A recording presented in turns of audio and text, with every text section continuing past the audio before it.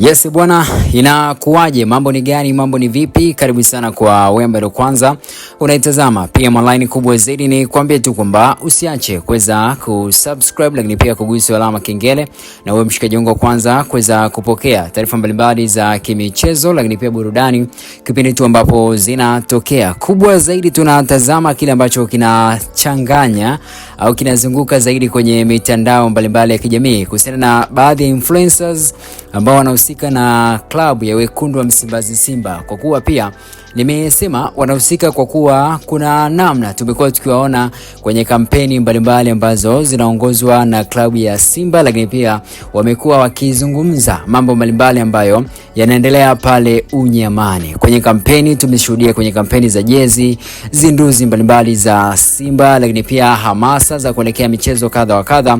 Tumekuwa tukiwashuhudia wakifanya hamasa pia na kuwa miongoni mwa viongozi ambao wanafanya hamasa za kuelekea mechi kadha wa kadha za vilabu vya Simba, lakini pia kuna wale wengine ambao wamekuwa kuhusika na Yanga. Lakini hapa tunadili na kwa upande wa Simba ambao wameza kuitisha mkutano na wanahabari wakizungumza mambo kadha wa kadha, kubwa zaidi wakimtuhumu rais wa heshima wa klabu ya Wekundu wa Msimbazi Simba kwamba kuna namna kama hawajibiki vizuri kwenye kutoa kiasi cha fedha kwa ajili ya usajili, lakini pia kwenye kuhakikisha klabu inakuwa inafanya vizuri hasa hapa nyumbani, lakini pia kimataifa. Moja kati ya watu ambao wameweza kuzungumza ni pamoja na Dr. Mo.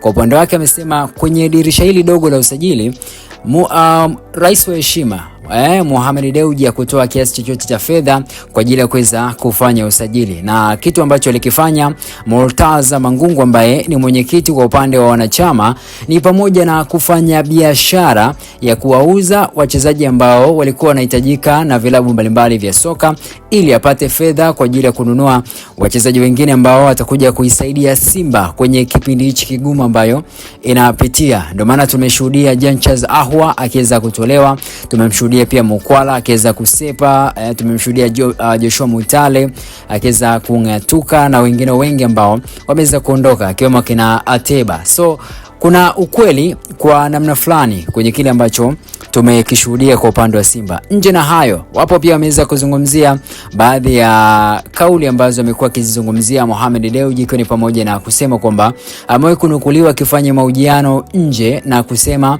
ameinunua Simba, jambo ambalo pia limeweza kuongeza munkari kwenye kile ambacho kinaendelea kwa wakati huu. Lakini na rejea pia mpaka kwenye mkutano ambao ulifanyika mwaka jana, mkutano wa klabu ya Wekundu wa Msimbazi Simba ambao ulifanyika Novemba 20.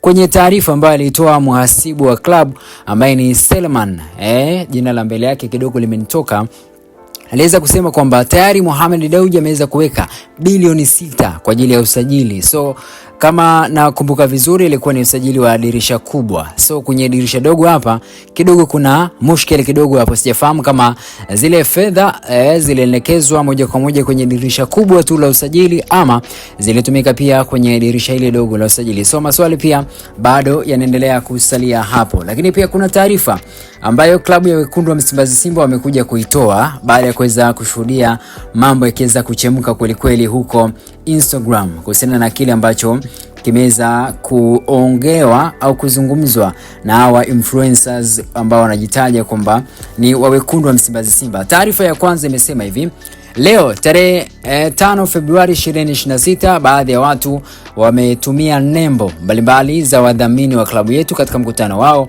Klabu ya Simba inatoa onyo kali kwa kuwa mkutano huo au kwa mkutano rasmi unaotambuliwa na klabu.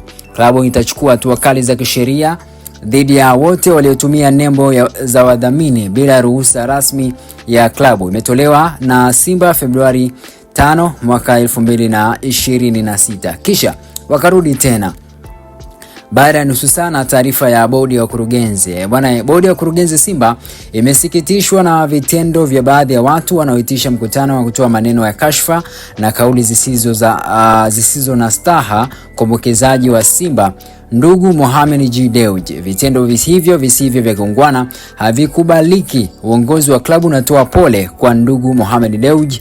Aidha, uongozi wa klabu umeliandikia jeshi la polisi kuchukua hatua kali za kisheria kwa wote waliohusika katika mkutano huo ama kula njama na kuwafikisha katika vyombo vya dola kwa makosa ya jinai.